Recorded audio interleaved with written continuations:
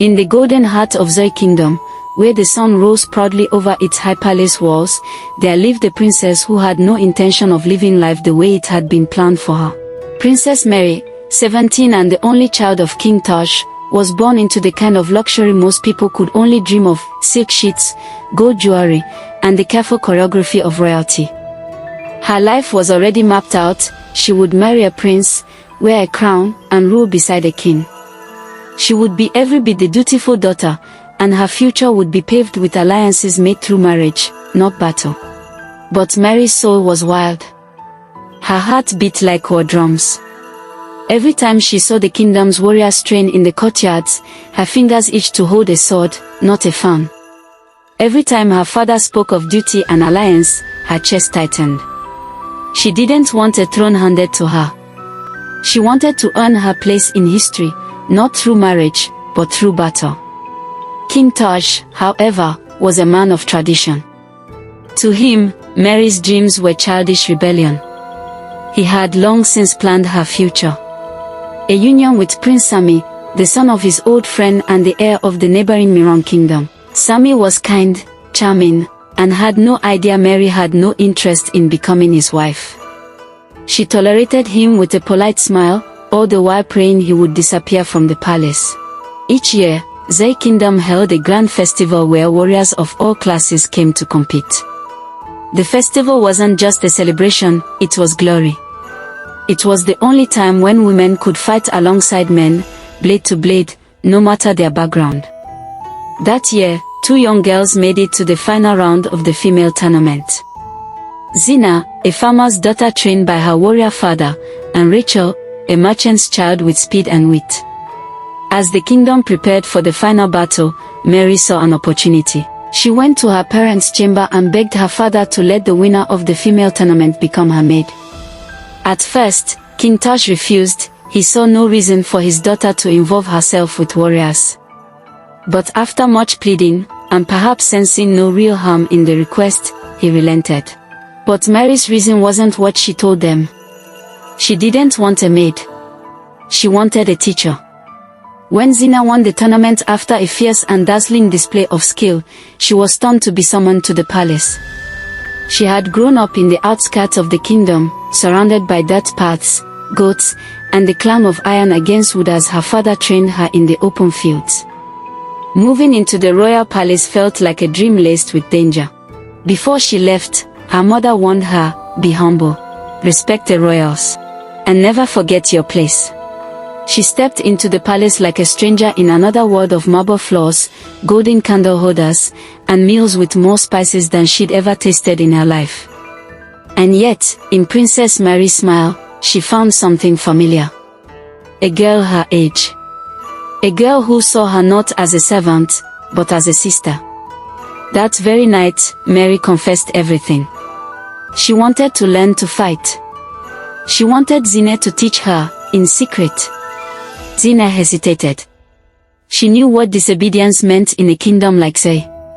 She had been warned. But when she looked into Mary's eyes, full of passion and desperation, she couldn't say no. She agreed. Quietly, nervously, but with a heart that already understood what it meant to want more than the world would allow. Their training began in the forest outside the city walls. With the help of a loyal knight who turned a blind eye, they practiced under the trees, away from palace eyes. Mary was no natural at first. She stumbled, fell, bruised her hands, and cried in frustration. But Zina never laughed. She taught with patience, pushing her to find strength in the pain. As days turned into weeks, their bond deepened. They shared stories of girlhood and dreams. Zina, despite her rough beginnings, had always wanted to rise beyond the fields. Mary, despite her royal blood, had always wanted to run beyond the gates. Meanwhile, Prince Sami continued visiting the palace, unaware that Mary was slipping further from the image he had in his mind. He began to notice Zina, not as a servant, but as something else. Her eyes, her strength, her refusal to be intimidated by his title. Zina tried to keep her distance, but Sami was persistent. They talked in whispers, in corners, in moments stolen behind gardens and silken curtains. Eventually, the closeness turned to kisses, and one night, it became something more. Mary noticed. She saw the way they looked at each other, the lingering glances, the sneaked smiles.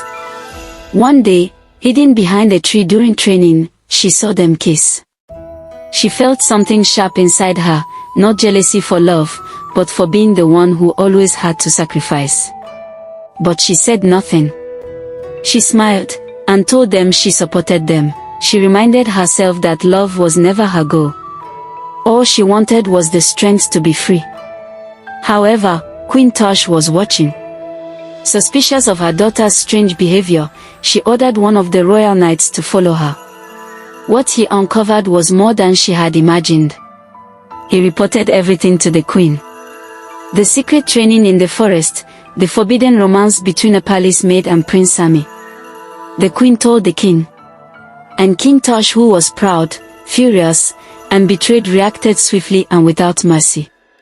The knight who had protected Mary and Zina was dragged to the palace square and beheaded as a warning.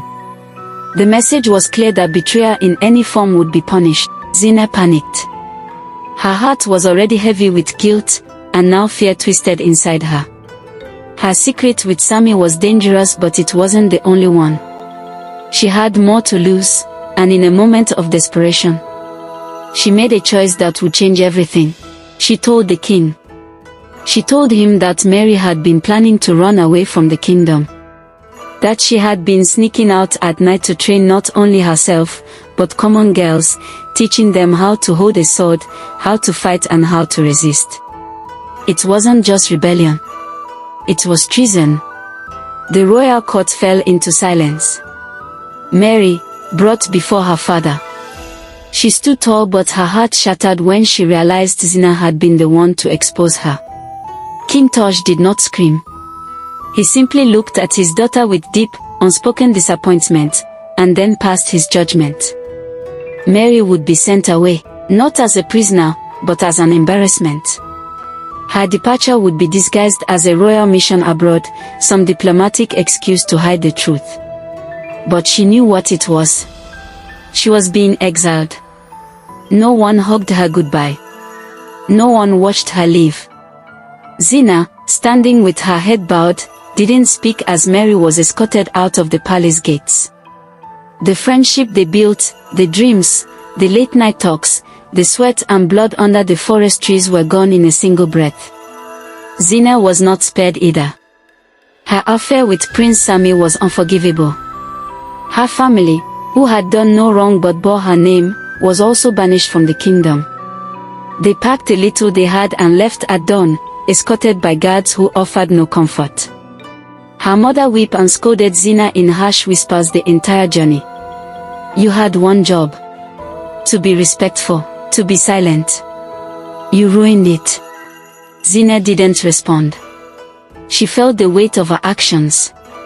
She had lost the palace, lost Mary's trust, lost everything she once hoped for. And then as the cart bumped along the dirt road far from the shining gates of Zuri, a new fear settled in her chest. A feeling that had been growing quietly for days. That night, far from home, in a small hut given to them by strangers, Zina found herself alone. And she knew. She was pregnant. She sat on the straw mat in the corner of the room, unable to sleep, unable to speak. Outside, her mother stirred a pot over a fire, still muttering about disgrace and shame. Her father hadn't spoken a word since the exile.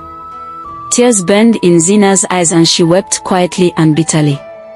She had betrayed a friend, lost her home, and now, she was carrying the child of a prince who had no idea.